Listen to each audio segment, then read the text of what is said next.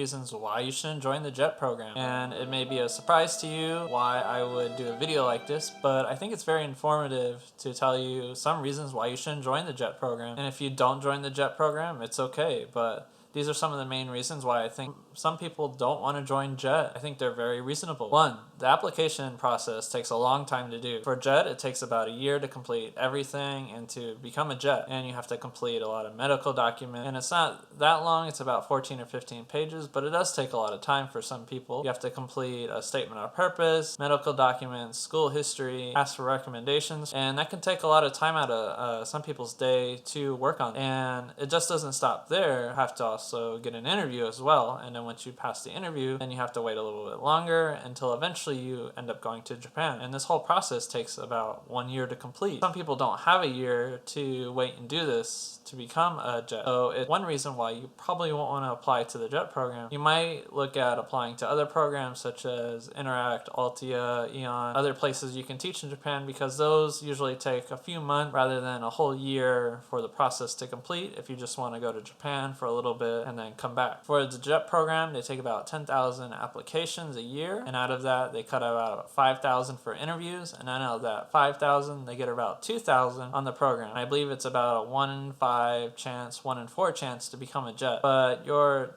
odds are fairly high, but it is still a very competitive application. I met people who've applied 2 or 3 times and it took them a few tries to get in. So it's not a very easy application process to get through and to become a JET. In addition, it takes a whole year. So it's kind of a reason why I would recommend looking for other programs that might take less time and that have a higher acceptance rate, even though the qualities and benefits they offer are not as great as JET.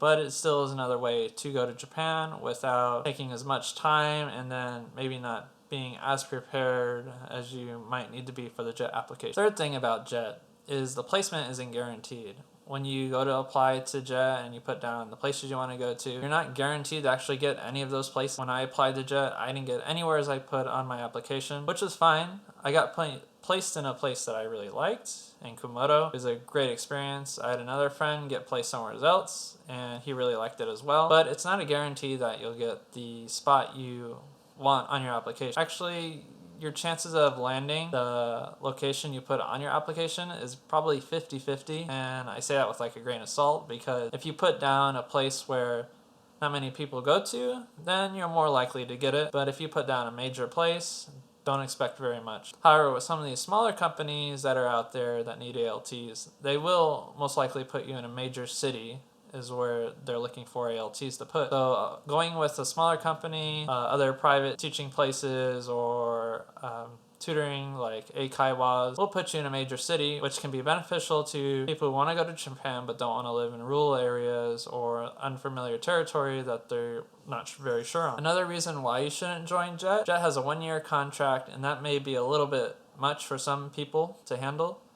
Especially if you're stuck in a rural place, they really want you to commit to that contract of 1 year. 1 year doesn't sound like a lot to most people, but to some it does. However, most people who get on the JET program usually stay with 1 year or 1 to 5 years. When I was on JET, I stayed for 4 years in my place, and I loved it. I could have stayed there even longer if I had the chance, but that's just for some people. Some people can't commit to a 1-year contract. Some people want to go to Japan for 6 months and then come back in their home country and continue their job, and might not have that opportunity to commit to 1 year or more overseas. Lastly, you might not want to be on the JET program because it does take a lot to move. If you want to move overseas, it's going to take a 1-year commitment. You might not be able to bring some family members, bring your pets, all the stuff from your home that you want to. It may be difficult for some people to pack up and to move abroad. It's a big commitment. If you're going to move abroad, you can't take everything with you.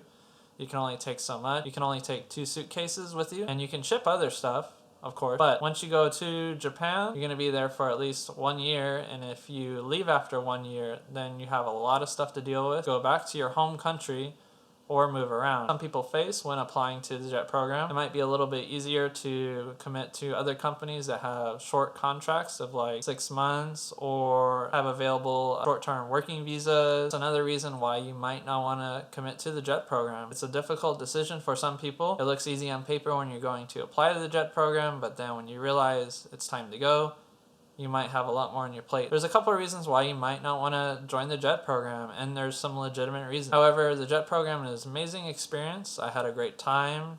I got to do much more stuff than when I was with another company and a short-term commitment. So for me, it was a bit different. But for some of you out there, you might not want to look for the JET program. You might want to check out other things, or you may want to consider your option. And hopefully I gave you some great advice to why you might not want to commit to the JET program and why you might want to look elsewhere to fill your dreams of going to Japan. Thank you.